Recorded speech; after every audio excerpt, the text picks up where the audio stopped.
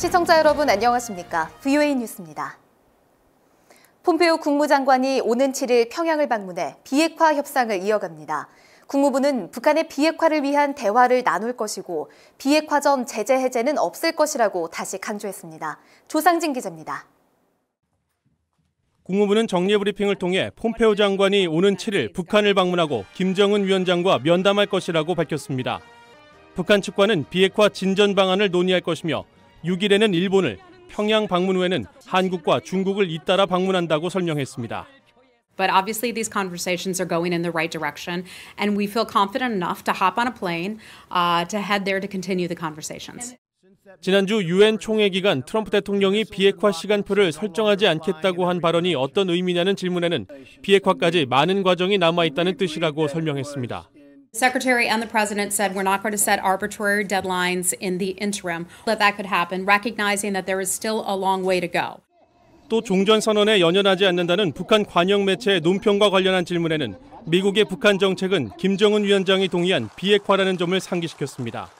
Chairman Kim had agreed to with the President, and that is denuclearization, and that is a policy that we are working toward. Nothing has changed in that regard. 국무부는 또 이번 방북에서 종전선언을 비롯한 어떤 형태의 선언이 이루어질 계획이 있느냐는 질문에는 미국의 정책에는 어떤 변화도 없다는 입장을 다시 한번 강조했습니다. VOA 뉴스 조상진입니다. 지난 유엔 총회에서 중국과 러시아 등이 대북 제재 완화를 주장한 데 대해 미 상원 의원들은 아직 때가 아니라고 선을 그었습니다. 비핵화를 약속한 쪽은 북한이며 제재 해제는 미국이 아니라 북한의 행동에 따라 결정된다고 지적했습니다. 박승혁 기자의 보도입니다. 지난주 73차 유엔 총회에서 중국과 러시아는 북한의 조치를 평가하면서 대북 제재 완화를 주장했습니다. 미국 상원 의원들은 아직 때가 아니라며 중국과 러시아의 주장을 일축했습니다. 대북 제재 정책을 감독하는 상원은행위원회의 존 케네디 의원은 북한은 핵을 포기하지도 않았다고 지적했습니다. Remove the sanctions on North Korea as soon as we, not Kim Jong-un, but we are absolutely certain that North Korea does not have a nuclear weapon and no longer has the ability to build a nuclear weapon.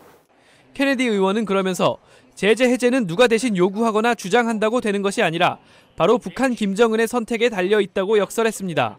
When we reach that point, I'll agree that we ought to remove the sanctions, but that's up to Kim Jong-un. 상원 외교위원회의 코리 가드너 의원 역시 제재 해제 여부는 미국이 아닌 북한에 달렸다고 말했습니다.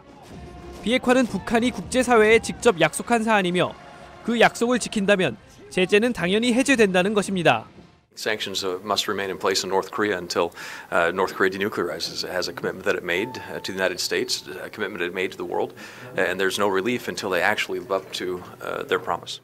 북한이 지난 1차 미북 정상회담 이후 지금까지 취한 몇몇 조치들은 실질적 비핵화 조치가 아니라는 것입니다. 의원들은 북한이 비핵화만 한다면 제재를 유지할 이유가 없다면서 김정은 위원장이 트럼프 대통령과 한 약속을 지키라고 촉구했습니다. VOA 뉴스 박승혁입니다. 북한 고려항공의 화물기 세대가 오는 7일 평양에서 러시아 블라디보스토크에 도착할 예정이라고 러시아와 중화권 언론들이 보도했습니다. 또 블라디보스토크 국제공항 웹사이트는 해당 화물기들이 7일 오전과 오후에 각각 도착할 예정이라고 전했습니다. 이번 화물기는 비정기적으로 편성돼 북한 김정은 위원장의 러시아 방문 준비가 아니냐는 관측이 나왔습니다. 일본의 아베 신조 총리가 스가 요시히데 관방장관에게 일본인 납치 문제 담당상을 겸하도록 했습니다. 아베 총리는 2일 개각 발표 기자회견을 통해 납치 피해자 문제에 대해 내각의 총력을 결집해 책임을 다하겠다며 이같이 발표했습니다. 또 북한 김정은 위원장과 직접 만나 납치 문제를 해결해야 한다고 거듭 강조했습니다. 세계은행이 최근 발표한 2018 전세계 통치구조 지수에서 북한이 최하위권으로 평가됐습니다. 북한은 행정능력과 법치, 부패 통제, 언론 자유 등 5개 분야에서 전 세계 230개국 중 최악의 10개국에 포함됐으며 이 중 행정능력과 언론 자유는 세계 최악으로 분류됐습니다. 세계은행은 매년 각국의 연구기관과 비정부기구 등의 자료를 종합해 통치구조 지수를 발표합니다. VOA 뉴스 마칩니다. 시청해주신 여러분 고맙습니다.